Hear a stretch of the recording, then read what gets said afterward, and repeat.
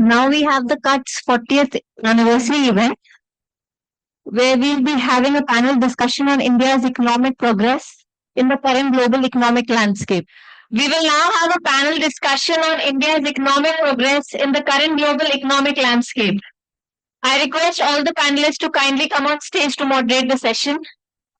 Mr. Pradeep S. Mehta, Secretary General CUTS International, Mr. Nagesh Kumar, Director, Chief Executive, Institute for Studies in Industrial Development, and Mr. Rajat Kathuria, Dean, School of Humanities and Social Sciences and Professor Economics, Shiv Nadar University. Thank you. Good evening, friends. I'm very pleased to welcome you to this 40th anniversary event of CUTS. This is the fourth in the series that we are organizing here. The first one was held in Geneva on 6th of April with Dr. Ngozi, the Director General of the WTO. That was a fireside chat. The second one was held in Delhi with Amitabh Kant and Harsh Shringla on the future of G20. The third was held in Accra with the Secretary General of the Africa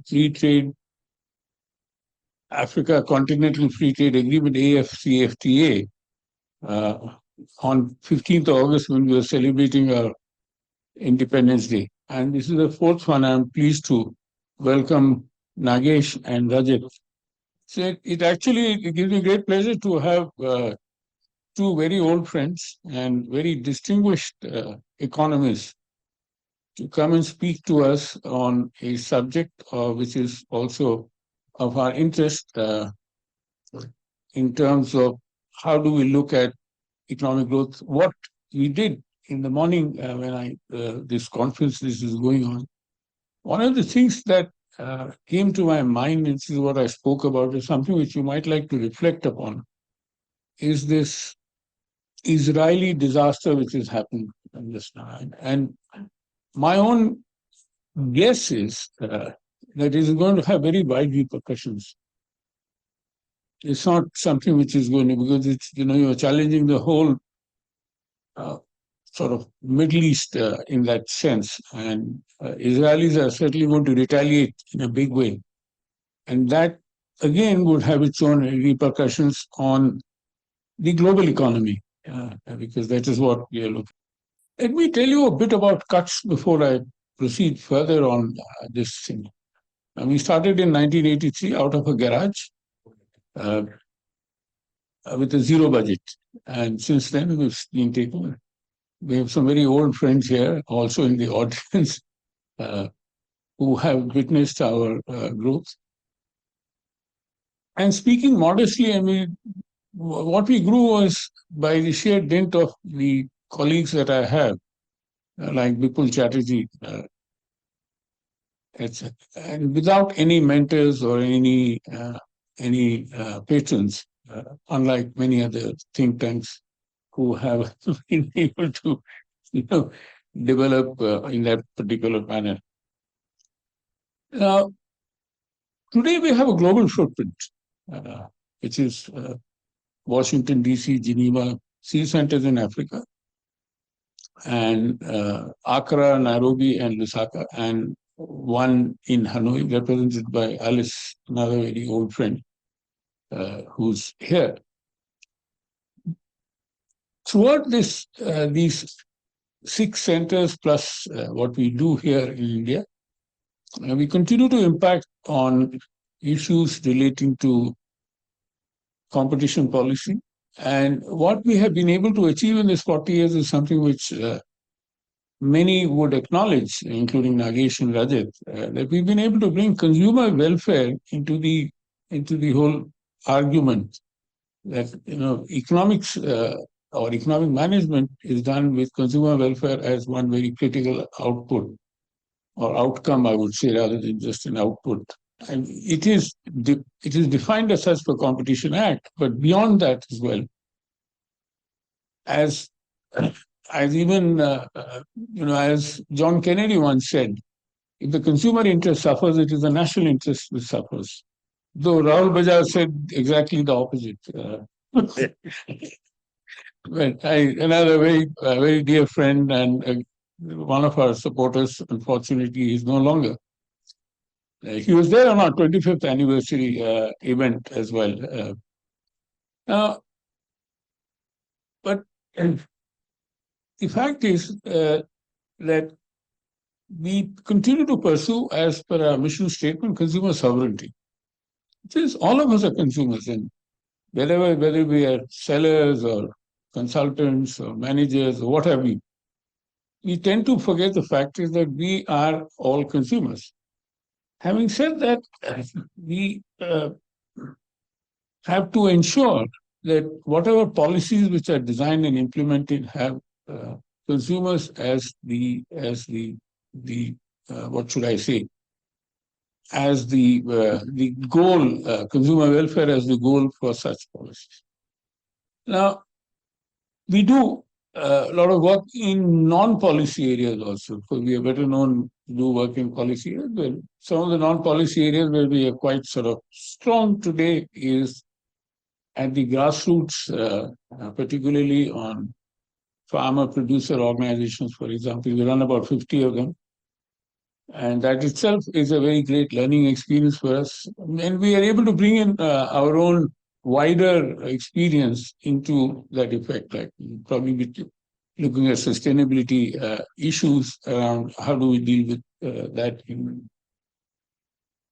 Now, our 40 years anniversary also sort of coincides with India's development trajectory of the last 40 years.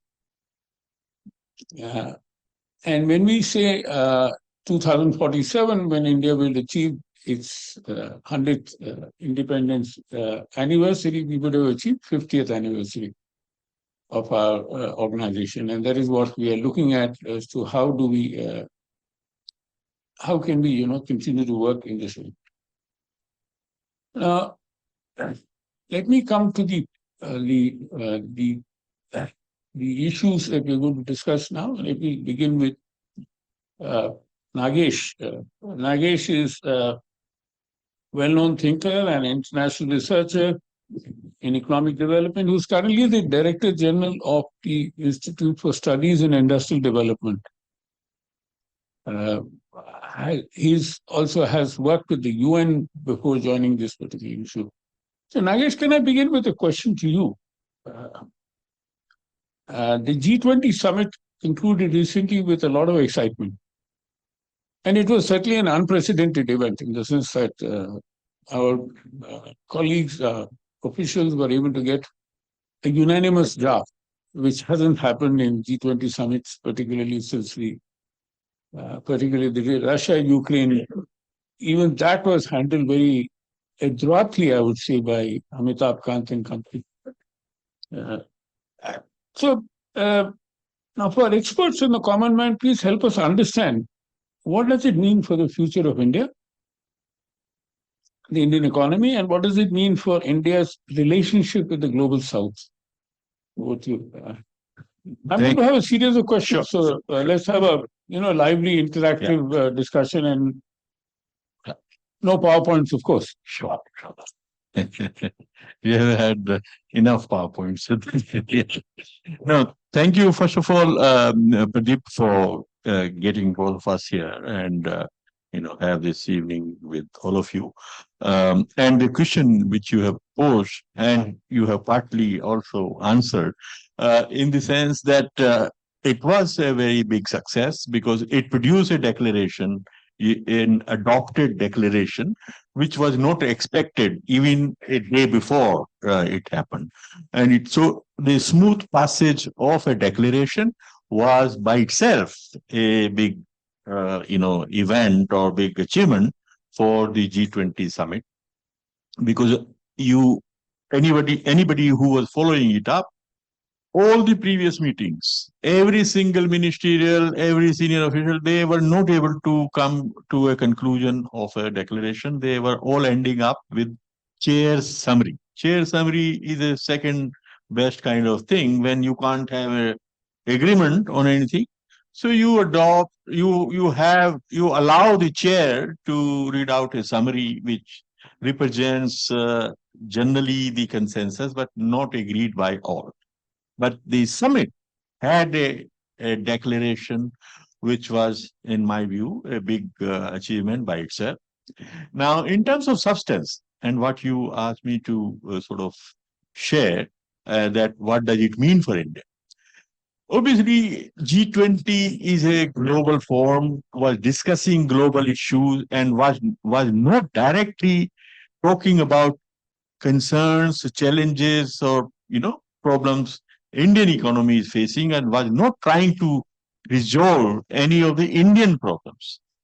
That said, but we are part of the larger global economy, and so anything which is does to the broader global economy, it also affects and has implications for India.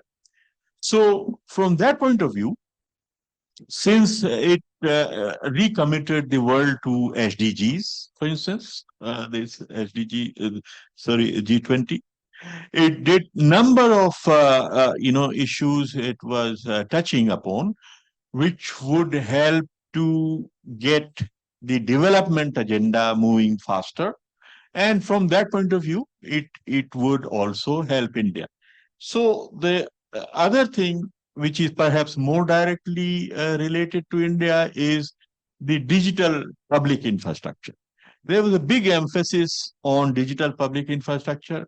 India's achievements in digital public infrastructure were showcased very effectively, and it generated a lot of interest among countries across the world for adopting some of these. Nagesh, I'll come to that. Yes. So, No, I'm not going into detail, but a Right. few other points.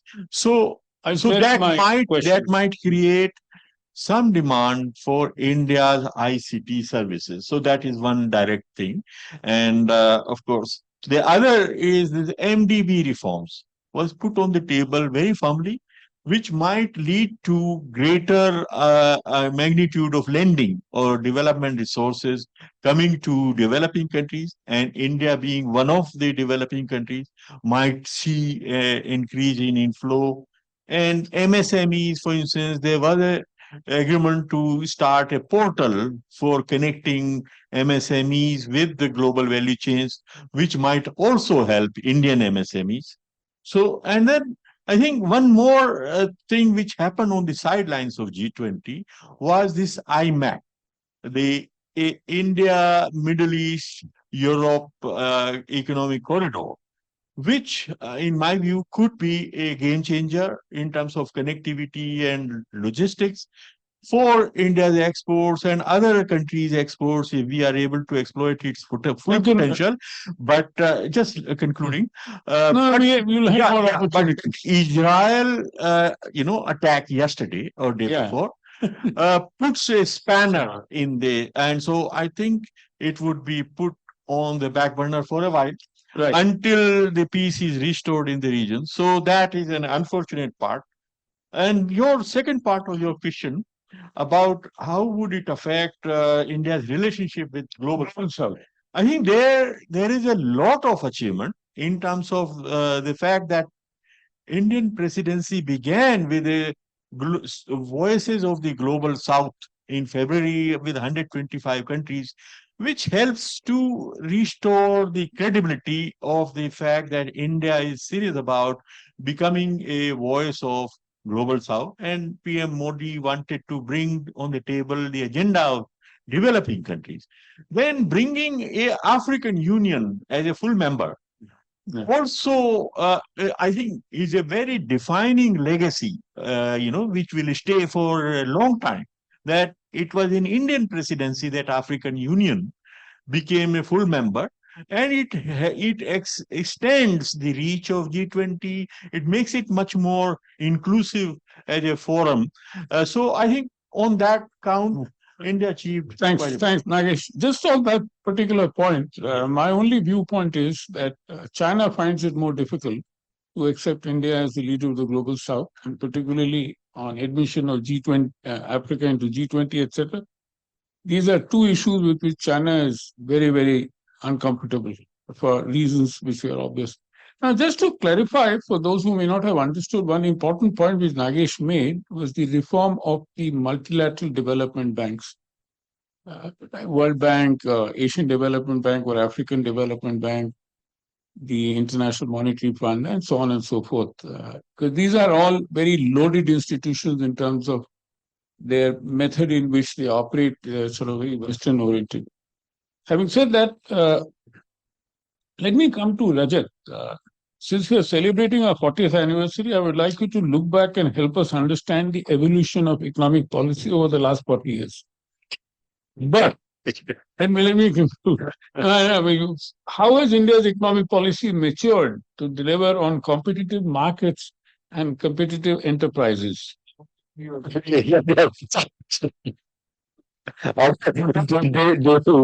Minister. So you have good evening is there. Hello. Whole evening is there. Let's say. Then there be an assortment. Let me first time and say What are the highlights and lowlights of the last 30 years? okay, yeah. So first of all, let me thank Pradeep for inviting me and congratulate you on your 40th anniversary. I think it's a big achievement for an institution to survive for 40 years. Not only survive, but sustain and do well and contribute to economic policy making, especially keeping consumers at the center. So congratulations and to Bipul and to you and all the stakeholders who've been involved in CUTS. The question is loaded also.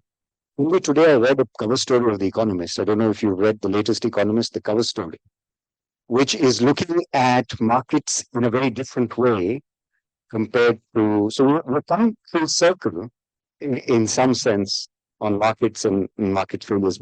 But for India, we haven't plugged the full circle yet. And this is a favorite sort of topic of interest for many microeconomists, industrial economists, and as sort of one of them, that India embraced markets perhaps a little too late. We sort of let the government intervention continue for too long. Although in the beginning, I think it was right that we did what we did, but it continued too long because we know once a regulation intervention is in place, it becomes very, very difficult to government to undo because you create so many, and you're talking about the lowlights, you create so many interests, and economists call it political interests, vested interests, that it becomes very difficult to actually dislodge those interests. And it took a crisis in 1991 to actually dislodge those interests. So I remember a very nice book that was written many, many years ago. I think the author was Professor Bhagwati. He is in the Planning Commission. We had a Planning Commission, 1964 or 65. And he was talking about free trade and he was talking about delicensing in 64. And a bureaucrat sitting next to him in the Planning Commission told him, Professor Bhagwati, it's people like you who will spoil our economy because you will ensure that we are spending money on powder and lipstick. This is great, right? So Professor Bhagwati responded by saying that he was arguing with such zeal about protectionism and government intervention, but Professor Bhagwati said at the end, but you have gray cream in your hair.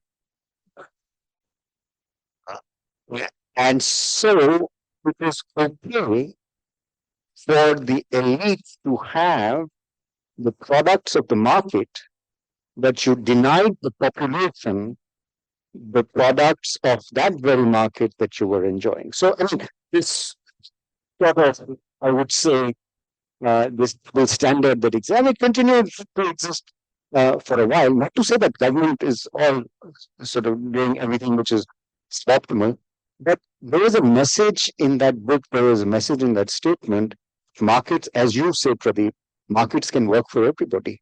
There is market failure. Of course, there is government failure, there is market failure, and you can argue till the cows come home, which is worse. Right? But in India, we suffered from deep government failure, and therefore, when we liberalized in 1991, the sort of changes that we've seen that came through in the Indian economy, because we then had to make institutions that address market failure. I was a part of one institution that was created to address the market failure in telecommunications. I was in trial for several years. It was created because you liberalized the telecom market, but liberalization meant that there would be monopolies, oligopolies, and therefore you needed a regulator. And that was the shift in economic policy that happened in India, that you had more trust in the market mechanism, you liberalized most sectors, and wherever there was market failure, you tried to create an institution that would address that market failure. Now, whether those institutions have worked well or not, but that model, I think, was the right model. And it still continues to be the right model. And the subpart of your question is, have we been able to create a competitive marketplace? I think so. I mean, we've created competitive markets in most sectors. We've been able to create, especially, there are some barriers to entry that we haven't been able to address. And that is political, and I would say the legal barrier to entry. It continues to remain very, very high. Legal barrier to entry, I mean, in telecom, for example, the OTT players have obviously they're competing with the licensed telecom players. But there is now a cry to license the OTT players also, right? So you want to go back to that regime of licensing when we actually are saying that let the markets function. To the extent there is market failure, the government will intervene. And I think that's our success. That's been demonstrated as a better model compared to the previous government, doing everything, commanding heights of the economy, producer, service provider, running Ashoka Hotel, providing scooters. Why should the government produce scooters, for heaven's sake, right? Oh, great. Bread. So that market. But let me conclude with a story cutting to the present, and quoting an article from The Economist of, I think, 1980s, after Perestroika and Glasnost. The Economist was feeling very happy because you know that The Economist magazine was created to tell the rest of the world of the benefits of free trade and markets, right? It's its whole beginning. So, which is why it's so critical about India all the time. But so they were, I wouldn't say gloating, but they said, look, Russians came to London and wanted to know why there are no lines and why there are no queues in market, why are the markets clearing so easily and so quickly. This is referenced in that article. So the people who were taking these people around to show them their institutions, so we don't know. It just happens. The market just. There are planners. How do you know how much bread to produce, how much eggs to produce? So confronted with these questions, they said, we don't know, right? It just happens on its own. And that's the beauty of the atomistic market mechanism. That same magazine today, Read the Cover Story, is arguing, of course, it's not arguing for government intervention, but it's saying the whole world is becoming increasingly protectionist place, where industrial policy, which has always been around, I think. I mean, even in the West, industrial policy has been around to a lesser extent, maybe, but it's been around. But today, industrial policy is no longer looked upon with jaundice. Industrial, economists of the free market would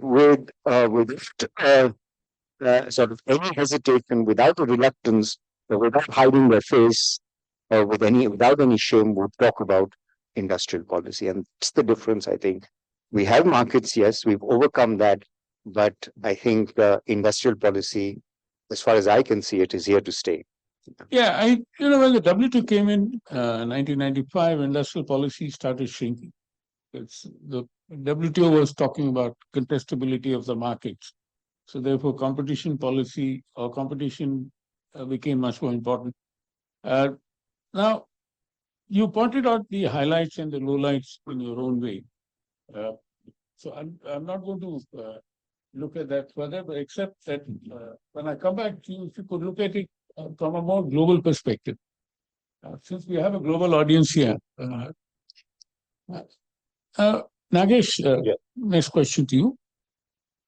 In fact, it flows naturally to what we just discussed.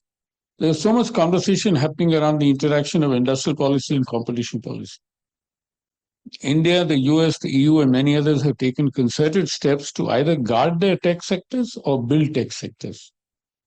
Where do you see this moving in the next decade? Also, how do you see the economic considerations shaping our foreign policy? Yeah, I think I'll just continue from where Rajat left. This big shift taking place globally, the pendulum, as they say, has swung to the other side. And industrial policy, which was a taboo or a bad word, nobody talked about it for 10, 15 years. Now, everybody, every country is embracing it in a very big manner. And so much so that new Washington consensus, doesn't refer to liberalization anymore. It refers to the industrial policy. Inflation Reduction Act. Yeah, and so yes, exactly. I mean, the President Biden in the past 12 months has put more than $1 trillion on the table for subsidies and incentives for manufacturing, which will be done in the United States under 3 acts. One is a Chips and Science Act, the Inflation Reduction Act. Then there is an Infrastructure Renewal Act, something like this. So, and mind you, $1 trillion is about 5% of their GDP, US GDP. So such is the scale of intervention now going, and EU is following the suit. And if I start elaborating what they're doing, that would take a long time. So just to, in the interest of time, not going in detail. And, people are reading all of this pattern around the world and, saying that this shift, and Danny Rodrik is writing about it, he calls the shift from globalization, financial markets, and consumerism to real economy, production, jobs, and localization. And a shift, he calls it as productivism paradigm. So this is here to stay for a while, in the sense that globalization created a lot of issues also. I mean, it was not an unmixed blessing. Only few countries like China were able to grow, and from 1% to 14% of global, market they were able to capture. All other countries and Africa, was squeezed out in this process. So it was a kind of a process which helped, certain players and not all. All the boats were not kind of lifted up. And so there were, and jobs were destroyed in many places. So there is some kind of a rebalancing which is needed. And that is what governments in different places are trying to do. And for India, a populous country with a huge youthful, population, we need to have jobs for them, and by all means. And so manufacturing, creates jobs not only directly, but also indirectly, because the linkages, backward or forward linkages of manufacturing are highest of any productive sector. This is empirical fact that time. So governments are becoming aware of the potential of manufacturing sector for job creation, and they are prepared to start some process through incentivization and all, because as Rajat was saying earlier, there are market failures. Market failures because private players are not able to reap all the harvests of manufacturing. Some benefits go to society at large in the form of more jobs and more, output and all that. So, when there are market failures, some incentives for a limited period, some encouragement are justified in the infant industry argument, and there are many such as And Nagesh, Rajat also alluded to government failures in a big way. No, government failures can also happen. I mean, if you stay with the protection for far too long, and as was the case earlier, I mean, he rightly referred to, we stayed with this import substitution for far too long. I mean, all of these East Asian countries, which are highly successful in industrializing, also started with import substitution. But they turned, the policy focus very soon after they saw that capacities have been built up, push them to the markets. And Actually, it reminds me, Rajat, you spoke about Bhagwati. There's a famous push by Bhagwati and Ramaswamy, then chief economic advisor, for liberalization, but he could not fly anywhere at all, in spite of the fact that he was the chief economic advisor. Yeah, because I think, and that's one of the things that you've been able to do through cuts, Yeah.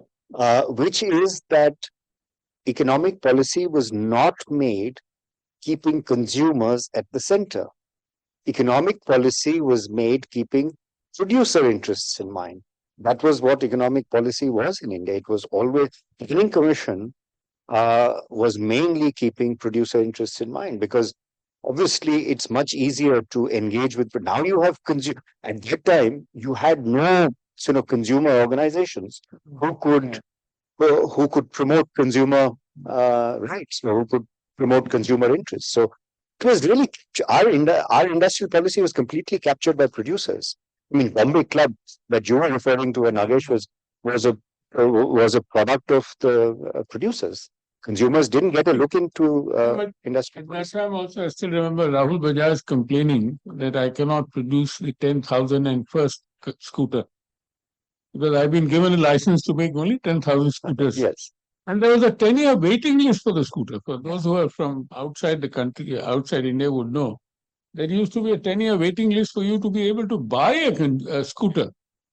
Scooter is a middle-class two-wheeler, which is quite popular. You can well understand the situation. And the same gentleman enjoyed his monopoly. Exactly. That was the paradox. That is a paradox. That was the paradox. Having said that, Rajat, you again, I mean, let me segue into a question which you raised, a point that you made. During the last 2 decades, we have learned that markets need constant nurturing by good policy. Right. What challenges do you see policy effectively restraining market failures?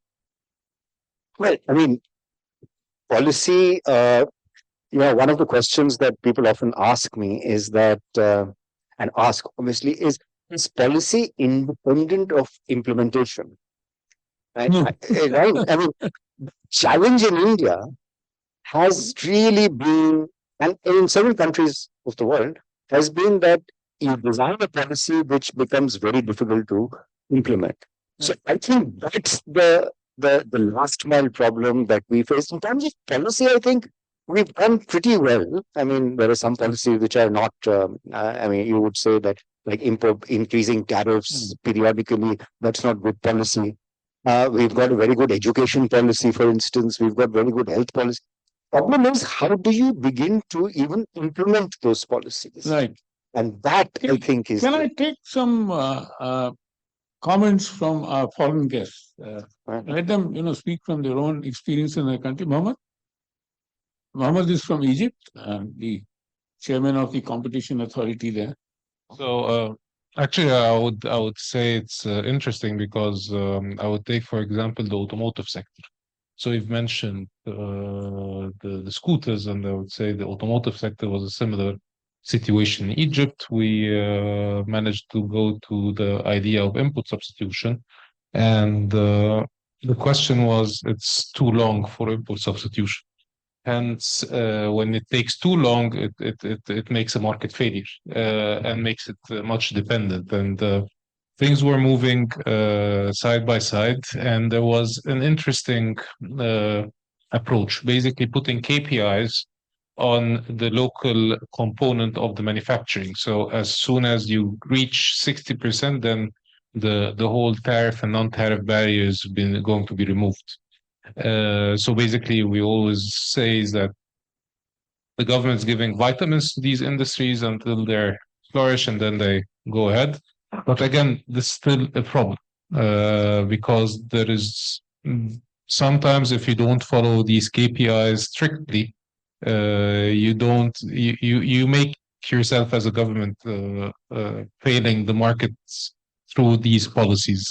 So things have changed. 2011 came in, new crisis, hence the KPIs were not achieved, and now we're starting a new one with a new strategy on the automotive sector. Putting into that competition as a pillar, one can see in couple of cases that the agency have looked at. The most important, I think, factor is not the primary market, it's not the selling of the car. The secondary market is the most important thing. Looking into spare parts and looking into the technology of how you can basically use the spare parts. Giving an example of a case has to do with Skoda, Czech Republic company. You can basically buy the spare parts, but for an independent repair center, they cannot look into which spare part they need. You need to have a system that you put in the VIN number, and with this VIN number, it comes out which spare part you should use because the same model have several spare parts. Also has to do with the know-how. So basically, the coding of a key. If your key fall into water or something like that, and need to code it, you need to go back to the manufacturer themselves that's connected directly. So the matter of the thing says that historically, we did not depend so much on this digitization. So any independent repair center could easily go in and fix the car.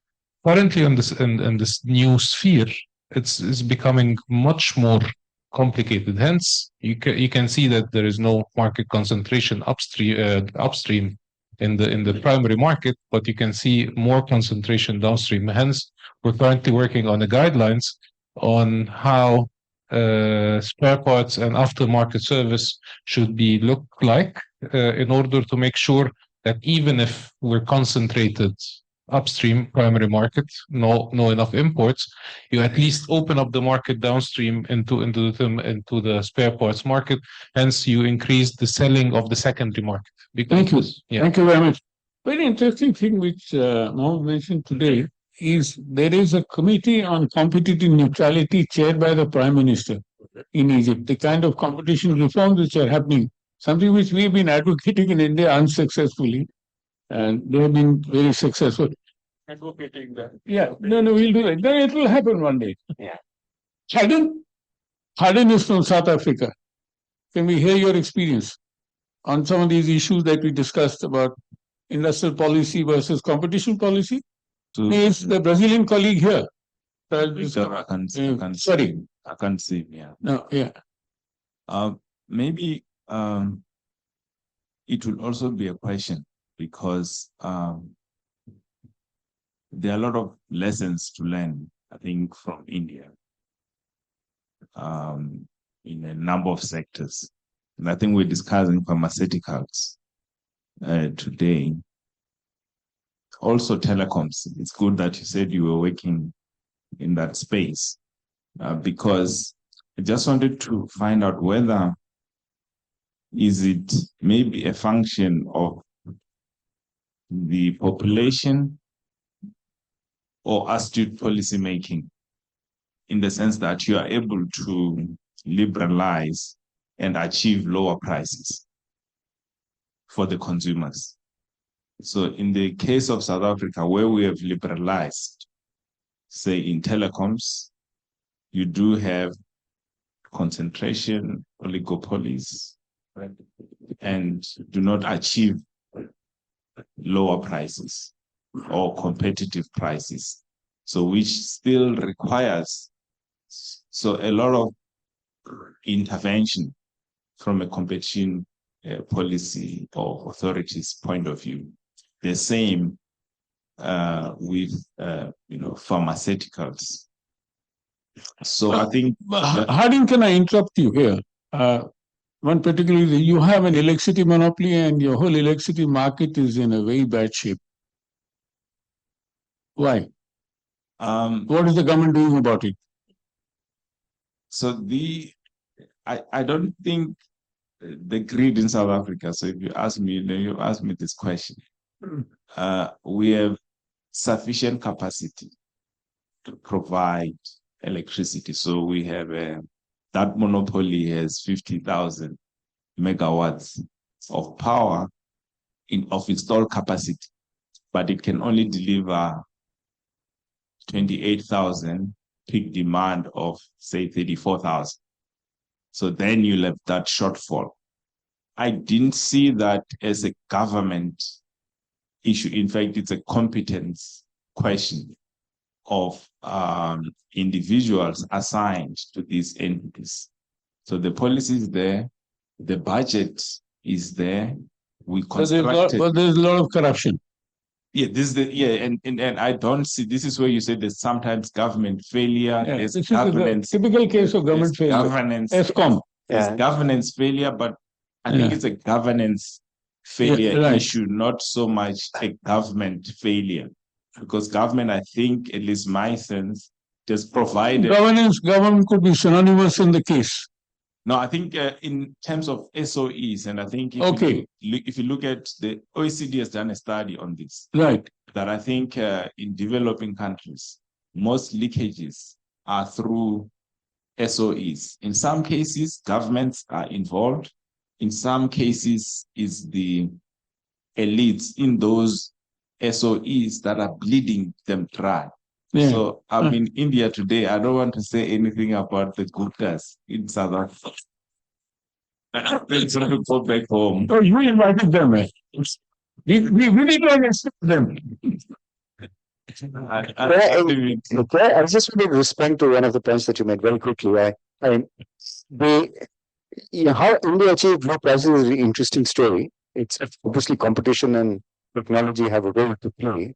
But it's also a matter of historical accident because there was one big player who came in and sort of disrupted the market very badly. The player came in with newer technology, which was cheaper and planned for a long time. But when that player was not in the market, prices were actually pretty high. Data prices were pretty high. So it was a disruptive entrant. So what the government did was said, okay, anybody can come in. Of course, not everybody can come in because there are entry barriers. So only big players will come in. But there was a disruptive entrant. In the background, there was, I would say, competitive neutrality, or there was sort of open markets and liberalization, so anybody could come in. But had the entrant not been there, it would have taken India a long time to get to where we were. So it was just luck, I think, to some extent. Thank you, Rajat. And let me turn to Alexei from Russia. What is your view on this whole debate on industrial policy versus competition policy? Russia still has a large number of state-owned enterprises. And then that's the last interaction, and then we will wind up with your closing remarks. Yeah, I think actually the I current. wish the Brazilian colleague was here. Anyway, sorry. Yeah. Please. Yeah, just very short because I was speaking too much today, actually, on different sessions. But as a current actually crisis we're going through, because it's like a full scale, maybe not poly, but to a certain extent is poly crisis, geopolitical, economical, social, all sorts of things.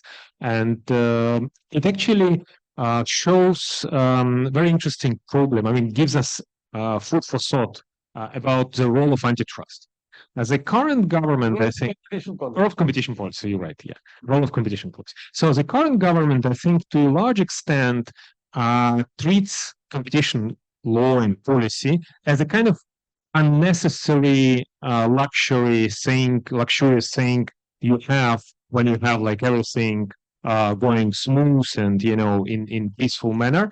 So it's good to have in good days. But in bad days, you kind of, you know, prioritize different things. You try to consolidate, you get, you know, kind of mobilization type of, you know, economy. And that's how they think they can overcome these problems. And I think there is an intrinsic problem in this type of thinking, that competition policy was born as a form of anti-crisis, you know, policy. So competition policy could be anti-crisis too, because And it was very well, illustrated during the pandemic period because many of the measures imposed by European countries, US, they were kind of anti-competitive in a way. So they were trying to, impose to loosen competition restrictions, to impose, governmental central planning type of thinking, and then they created a lot of harm for consumers and actually greedflation and those form of consequences we kind of see in Europe. The direct outcome to a certain extent of this type of mobilization policy non-balanced with competition considerations. That's what actually I think would be next chapter in the current Russian crisis story, because I mean going through this crisis, I think without proper competition policy, without proper consideration of the structural aspects of anti-crisis policy, we end up in a worse position than we think we plan to end up.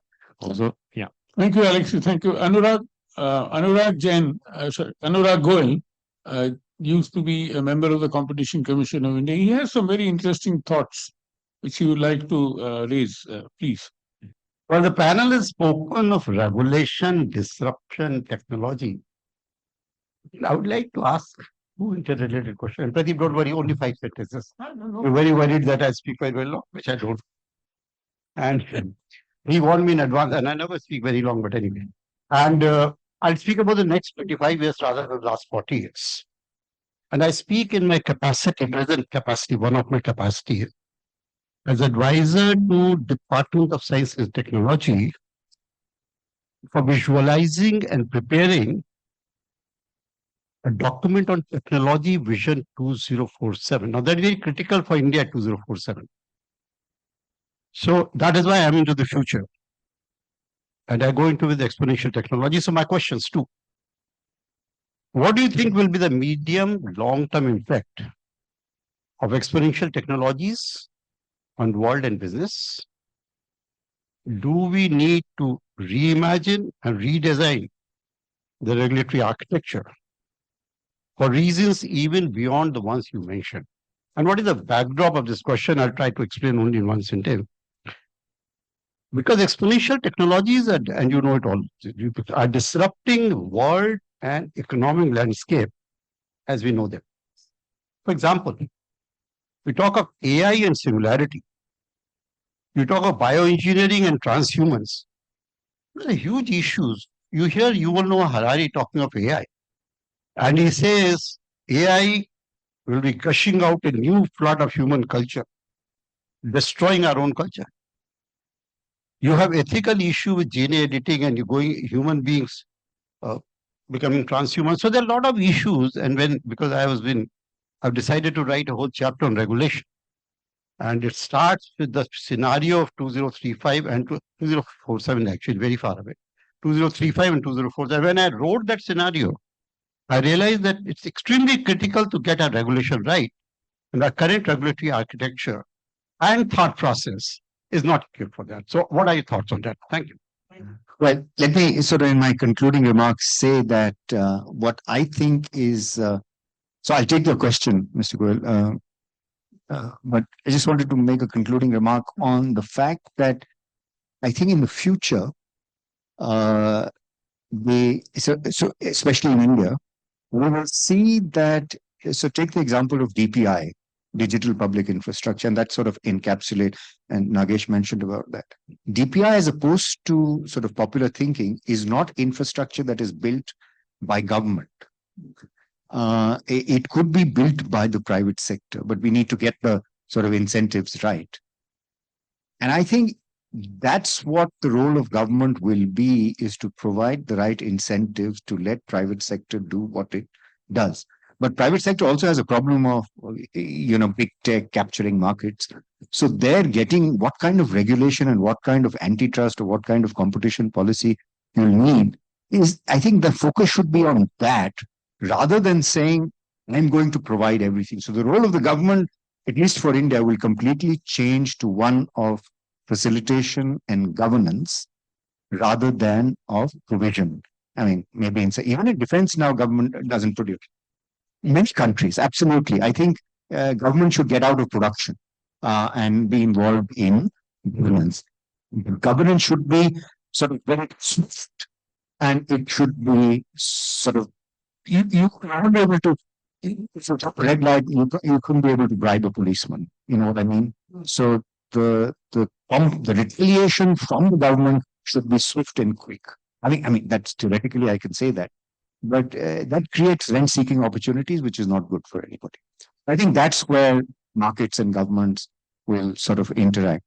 On the question of the future of technology, I cannot even regulation and how do you regulate technology. I shudder to think how we'll even go that long.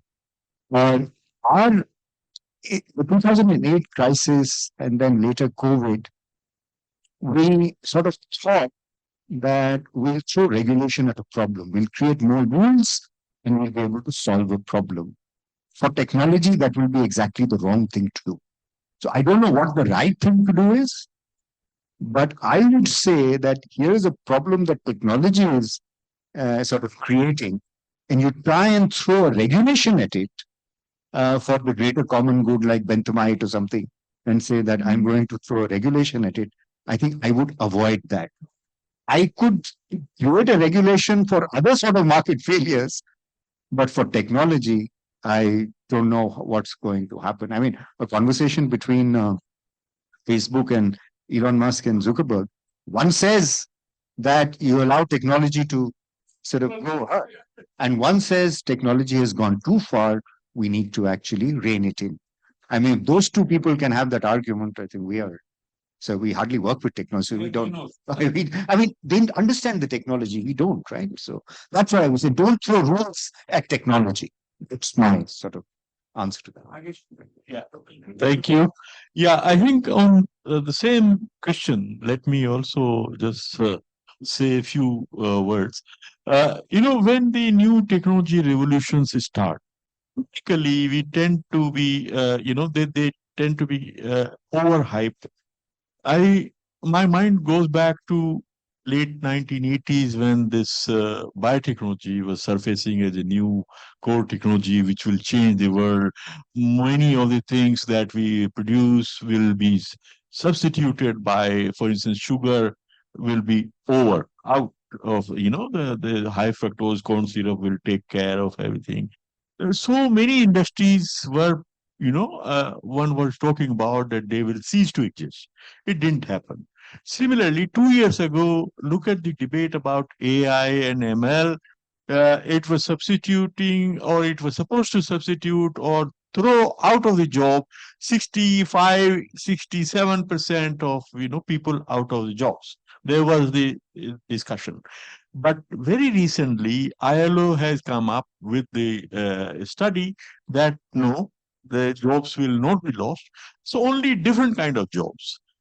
So some routinized tasks will be replaced by a robot, but there will be more jobs created of highly skilled people.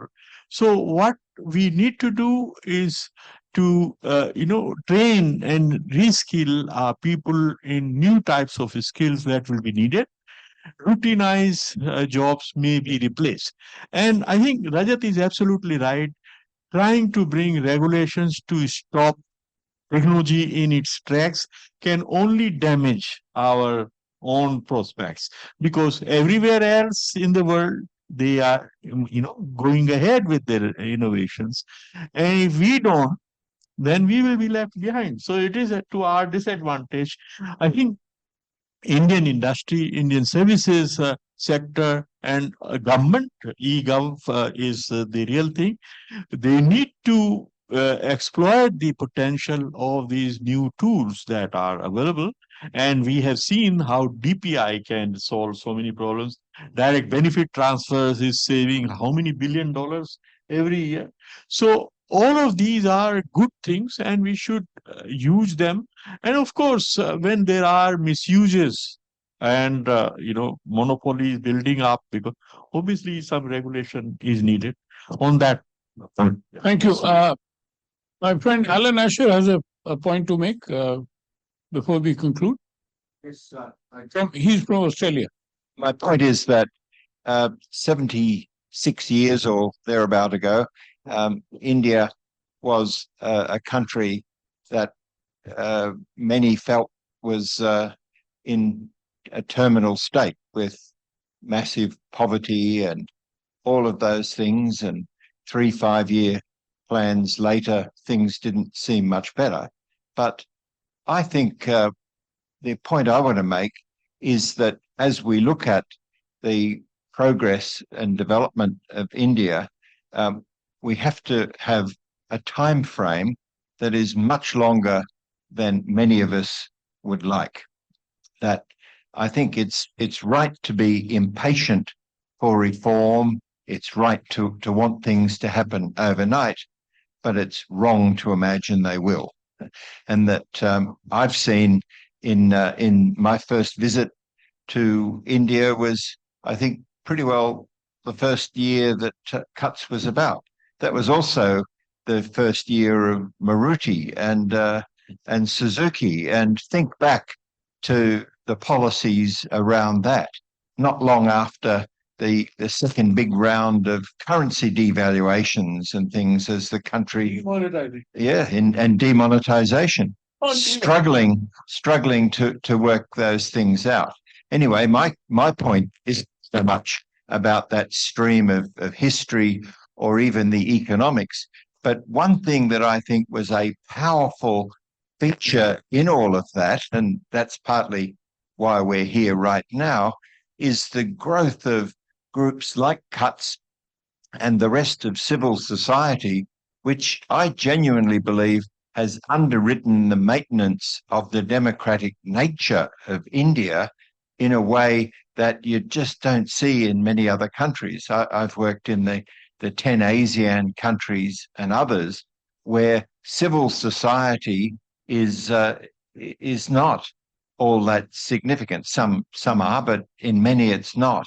And that civil society, consumer rights has developed a powerful desire from many ordinary people who start to demand of government that services be provided, that privileging power be attacked. And I see that signs of that all over India. So I'm highly optimistic. Thank you, Alan. About the future. But just to, in the recent past, as non-governmental organizations, we are much more restrained than we were in the past. It's a threat too. Yeah, but that's how, we have to deal with situations the way they come. We can't afford, otherwise, whatever little we can achieve, we would not be able to do that. And we have to look at it very pragmatically. Thank you. Do you have any comments to Alan? No. Over a beer. Right. Thank you. Let's all